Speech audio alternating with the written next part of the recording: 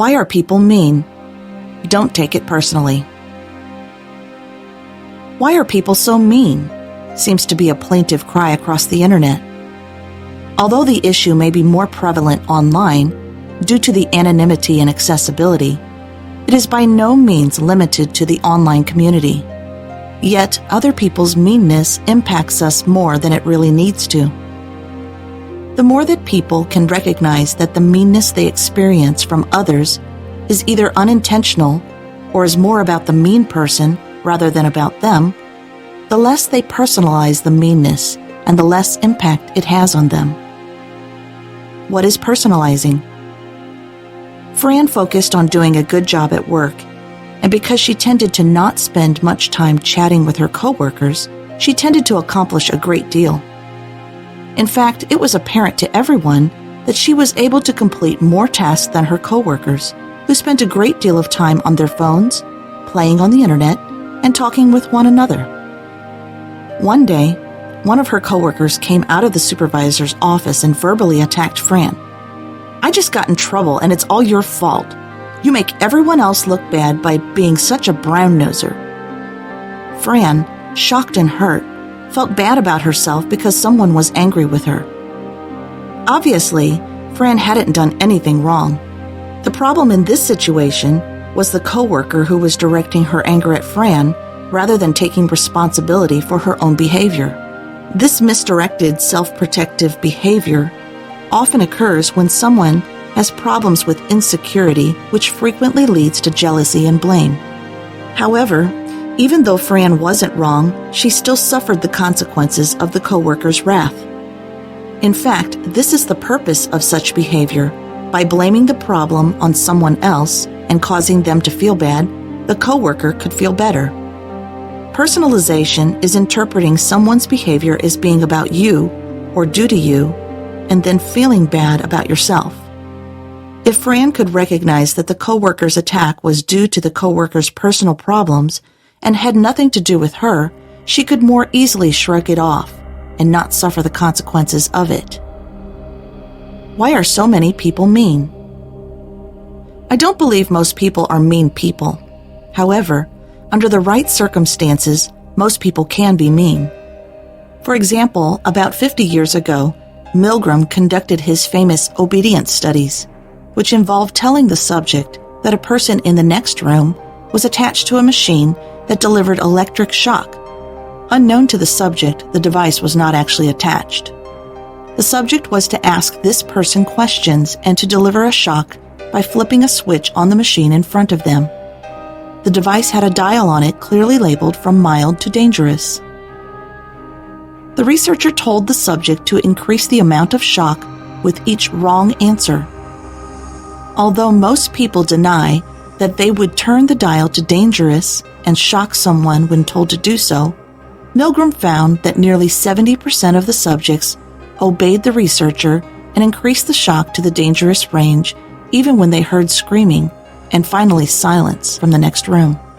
This type of study is not allowed to be conducted today due to the potential psychological harm to the subject from knowing they could cause harm to another human being. Most of you reading this are probably trying to rationalize right now why you would not be among that 70%, or you are thinking that something must have been different about those people who were subjects in the study.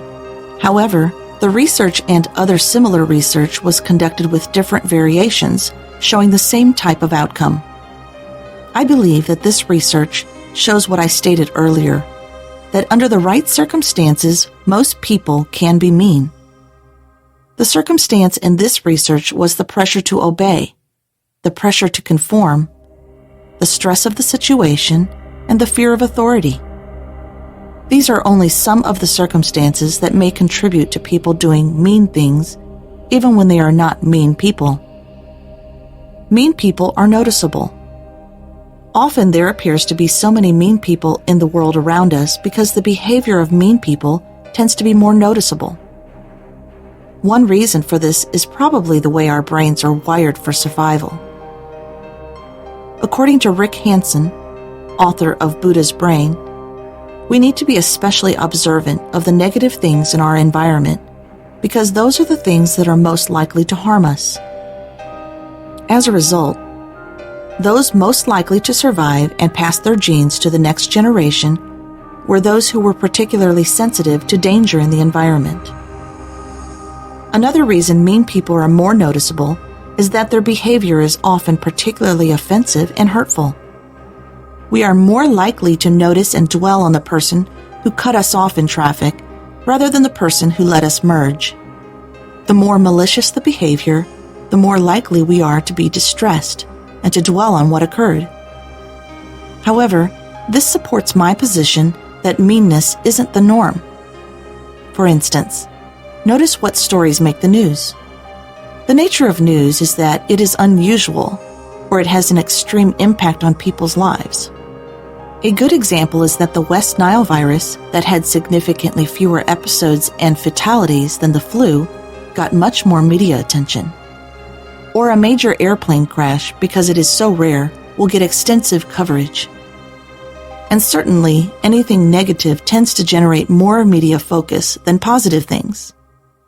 Therefore, since meanness gets our attention, I would propose that it is actually rarer than niceness, but more noticeable. Meanness is rewarded. Unfortunately, another aspect of meanness that makes it more visible is that it is often rewarded.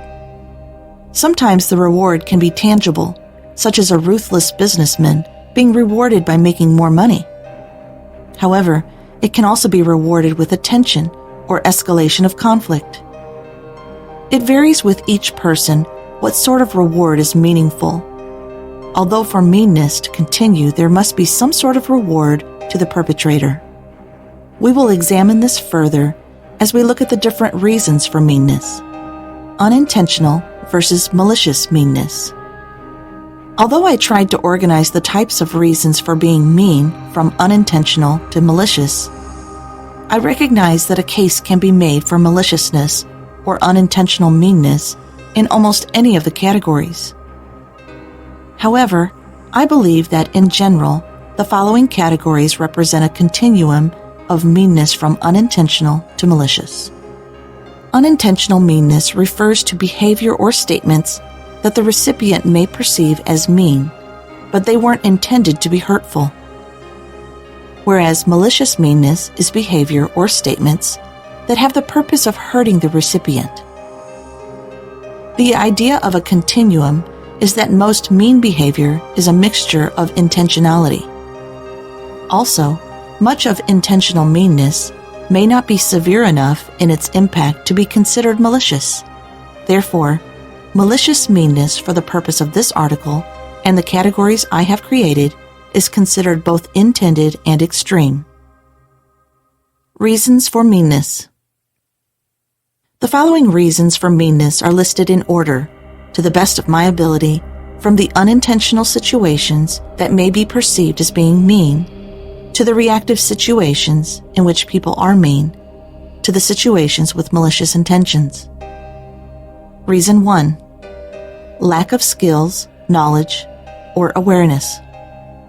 Frequently, people will perceive a behavior as mean when there was no intention to be hurtful. Instead, the behavior may be due to a lack of skills, a lack of knowledge, or a lack of awareness. It is important to be able to determine if this may be the case because there are many situations in which people appear mean for these reasons when they have no such intention. By understanding when this occurs, you are able to eliminate these situations from your perception of the amount of meanness in the world around you and are less likely to be insulted. Lack of awareness. 1. Not noticing. Sometimes others may be focused internally or on something else and don't notice your situation. For example, someone doesn't let you merge in traffic because their attention is focused on their companion and they don't notice that you want to merge. Certainly, you could make a case that they should be paying more attention in traffic. However, the evidence isn't available that they were being mean. Instead, they were unaware. 2. Cultural. Also, lack of awareness is often involved with cultural differences. For instance, A great deal of misunderstandings occur because of personal space. Research has shown that in U.S., people stand about 3 to 12 feet away from one another unless they are romantically involved. Someone from another culture who stands much closer may be interpreted as intimidating or rude. By recognizing that people have different belief systems and behavior when interacting with others, we can understand that their behavior may not be mean, but has a different meaning in their culture. 3. Little insight. Some people may have little insight or awareness of how they impact others. They might tend to be more concrete in their thought processes and don't realize their behavior may be hurtful or rude.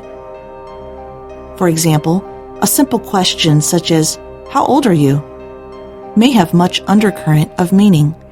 Some people are insulted by the question because they believe it implies they are old.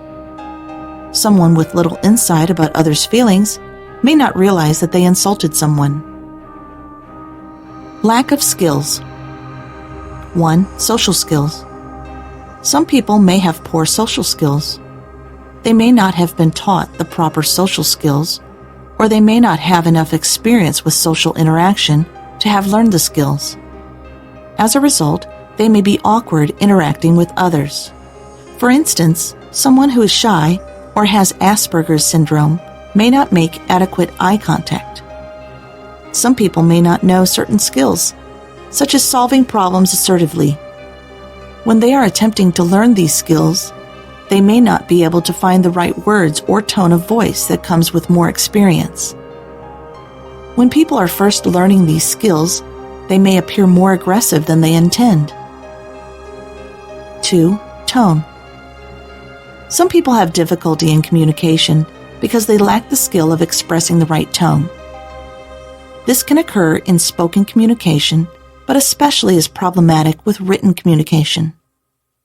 These days of the internet, email, and texting have led to numerous problems due to the fact that tone cannot be easily conveyed through these mediums.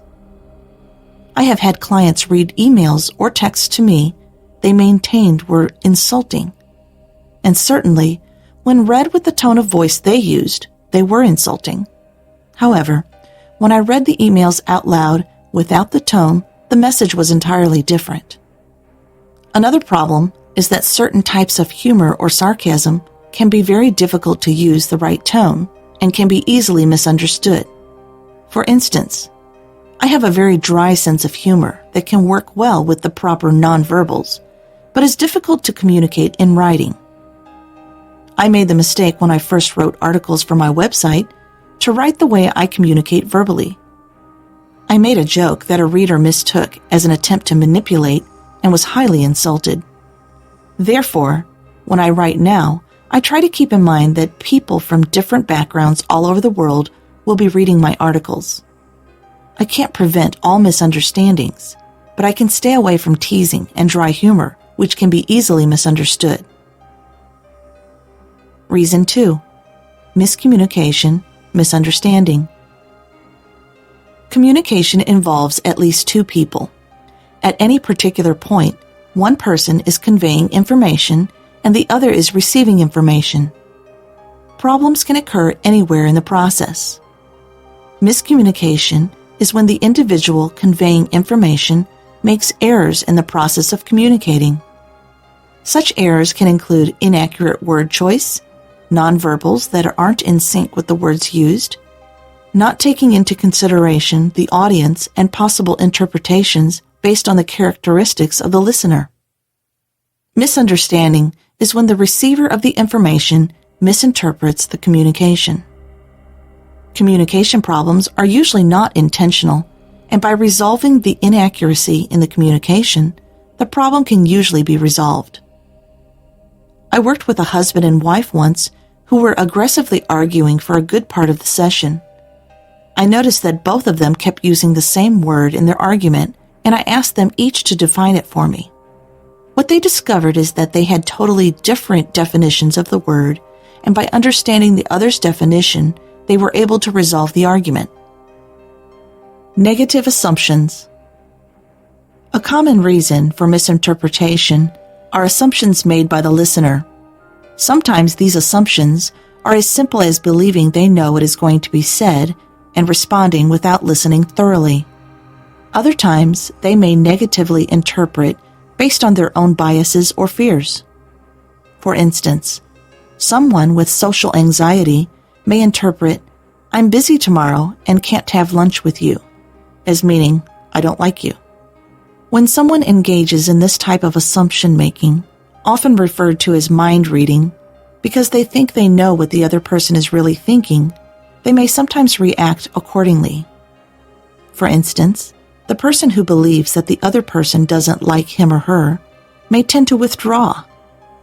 Reactions due to these assumptions may lead to more negative consequences, such as the other person perceiving him or her as unfriendly. Directness and indirectness. 1. Directness. Some people have a very direct approach in their communication because they recognize that hinting or indirect communication often leads to misunderstandings. However, this direct approach can be interpreted by the recipient as being mean.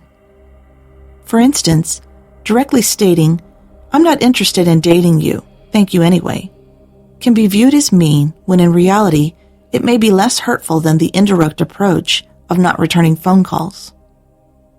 2. Indirectness. The indirect approach is often used because the communicator does not want to hurt the other person's feelings or wants to avoid conflict.